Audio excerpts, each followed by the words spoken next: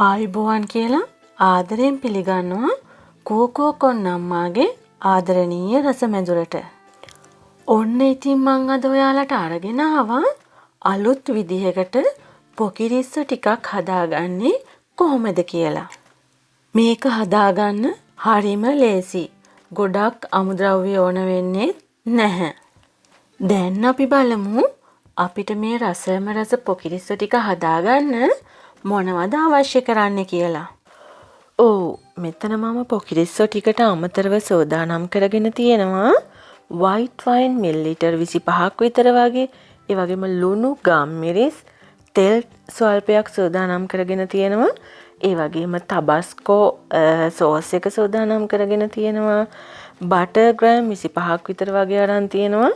දෙහි ගෙඩියක්, පීලෝණු ලොකු ගෙඩියක්, සුදුලූණු බික් 5ක් 6ක් විතර වගේ, කෑලි මිරිස් ස්වල්පයක්, පප්‍රිකා පවුඩර් තේ හැඳි එකක් විතර අරන් තියෙනවා.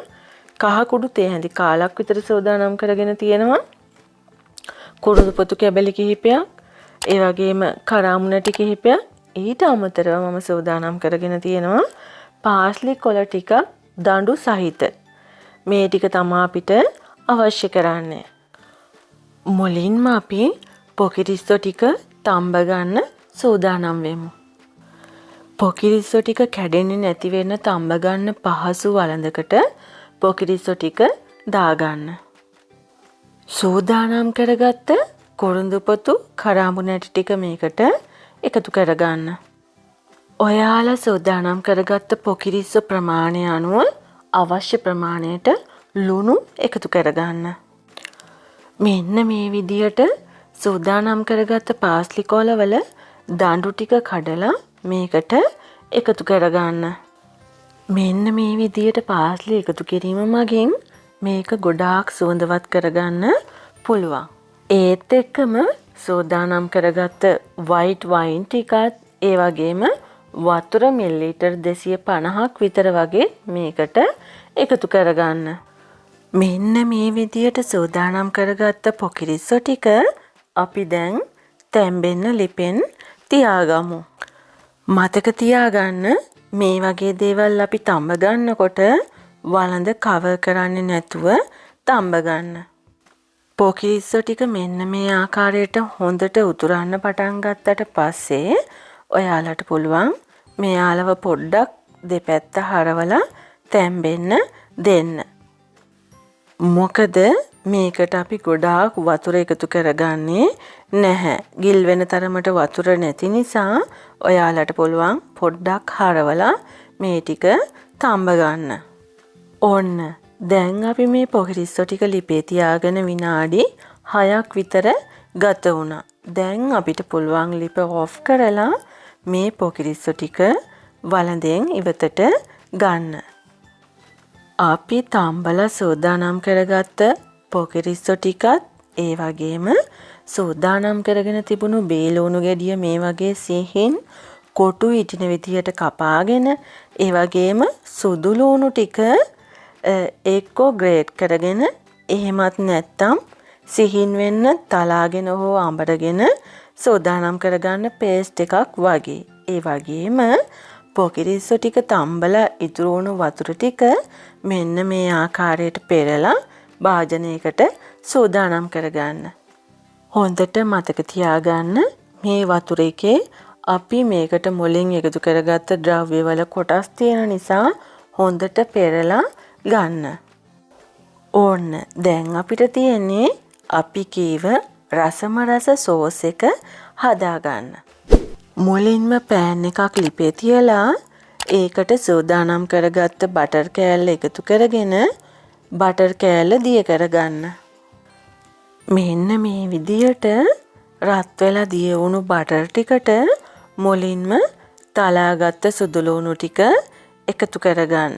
මතක තියාගන්න අනිවාර්යයෙන්ම ගින්දර අඩුවෙන් තියාගන්න. මොකද සුදුලූණු ටික ග්‍රේට් කරලා තියෙන නිසා, තලලා තියෙන නිසා ඉක්මනින්ම කර වෙන්න බලනවා. ඒ නිසා අඩු ගින්දරේ මේ විදියට සුදුලූණු ටික බෙද ගන්න. සුදුලූණු ටික ලාවට බෙදීගෙන එනකොට සිහින්ව කපාගත්ත බීලුණු ටිකත් මේකටම එකතු කරගන්න. මේ ටික හොඳින් කවලම් කරන ගමන් රන්වන් පාට වෙන්න බැදගන්න. මෙන්න මේ වගේ රන්වන් පාට වෙන්න බැදුනට පස්සේ අපිට පුළුවන් මේකට සූදානම් කරගත්ත කෑලි මිරිස් ටික, ඒ වගේම පාප්‍රිකා ටික, ඒ වගේම කහ කුඩු ටික එකතු කරගන්න. ඔයාලා මතක තියාගන්න මේ එකතු කරන කෑලි මිරිස් පාප්‍රිකා ඔයාලට අවශ්‍ය ප්‍රමාණයන් අනුව මේකට එකතු කරගන්න පුළුවන්. ඔයාලා ගන්න පොකිරිස්සු ප්‍රමාණය අනුව, ඒ වගේම ඔයාලට සැර අවශ්‍ය ප්‍රමාණය අනුව මේ දේවල් වල වෙනස්කම් ඇති කරගන්න පුළුවන්. දැන් මේ ටික හොඳින් කවලම් කරගන්න.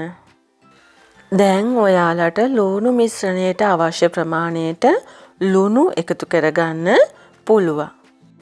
එතනදිත් ඔයාලා මතක තියාගන්න පොකිරිස්සෝ ටික තම්බලා ඉතුරු වුණු වතුර ටික අපි මේකට එකතු කරනවා. එතකොට ඒකෙත් ලුණු රස තියෙනවා. ඒ නිසා කල්පනාවෙන් ලුණු එකතු කරගන්න. ඒ වගේම ඔයාලට කටට සැරට අවශ්‍ය ප්‍රමාණයට ගම්මිරිස් කුඩු ටිකකුත් එකතු කරගන්න පුළුවන්. ඒ වගේම තමයි ඔයාලා දන්නව ඇති ටබාස්කෝ කියන සෝස් එක. ඒ සෝස් එකත් මේ වගේ කෑම වලට එකතු කරාම හරිම අමුතු රසක් මේකට එකතු කරනවා. ඉතින් මේකිනුත් පොඩ්ඩක් ඔයාලට එකතු කරගන්න පුළුවන්. මෙන්න මේ විදිහට අඩු ගින්දරේ බැදලා සෝදානම් කරගත්ත ලුණු මිශ්‍රණයට පොකිරිස්සෝ ටික තම්බලා ඉතුරු වුණු පෙරලා සෝදානම් කරගත්ත වතුර ටික එකතු කරගමු. ඒත් එක්කම මෙන්න මේ විදිහට හොඳින් කවලම් කරගන්න. මෙන්න මේ විදිහට හොඳට උතුරන මේ මිශ්‍රණය අඩු ගින්දරේ විනාඩි 10ක් විතර ලිපේ තියාගන්න. විනාඩි 10ක් විතර ගත වුණාට පස්සේ ඔයාලට හැන්දට දැනෙනවා මේක හොඳට උකු ගතියට තියෙනවා. ඒ වෙලාවට ඔයාලට පුළුවන් ලිප ඕෆ් කර ගන්න. මෙන්න මේ වගේ පදමට ආවට පස්සේ ලිප ඕෆ් කරලා තවත් විනාඩි 2ක් විතර ගියාට පස්සේ ඔයාලට පුළුවන් මේකට ඔයාලා ගාව තියෙනවා නම් ඔලිව් තෙල් මේස හැඳි 2ක් විතර වගේ එකතු කරගන්න. ඒ වගේම ඔයාලා සෝදානම් කරගෙන තිබුණු දෙහි ගෙඩියත් මේ විදිහට මෙරිකලා ඉස්ම ටික අරගෙන මේකට එකතු කරගන්න. දැන් මේ මිශ්‍රණය හොඳින් කවලම් කරගන්න. ඕන්න ඉතින් අපි පොකිරිස්සෝ ටික තම්බගෙන මේ රසම රස සෝස් එකත් හදාගෙන ඉවරයි. දැන් අපිට තියෙන්නේ මෙන්න මේ විදියට තම්බගත්ත පොකිරිස්සව දෙකට පළලා මේ හදාගත්ත සෝස් එක මේ විදියට මේකට උඩින් වක් කරගෙන රස බලන්න. ඉතින් ඕන්න දැන් ඔයාලටත් පුළුවන් මේ විදිහට පොකිරිස්සෝ අලුත් විදිහකට හදලා රස බලන්න. ඉතින් ඔයාලා මගේ මේ වීඩියෝ එකට කැමති නම් ලයික් එකක් දාලා ඔයාලගේ යාළුවන්ටත් බලන්න ෂෙයා කරන්න. ඒ වගේම කෝකෝ කොන්නම්මාව තාමත් සබ්ස්ක්‍රයිබ් කරලා නැත්නම් දැන්මම සබ්ස්ක්‍රයිබ් කරලා අලුතෙන් එකතු වෙන අලුත් වීඩියෝස් වල නොටිෆිකේෂන් ඉක්මනින්ම ඔයාලා ළඟට ගෙන්න ගන්න ළඟම තියෙන බෙල් එකත් ක්ලික් කරන්න.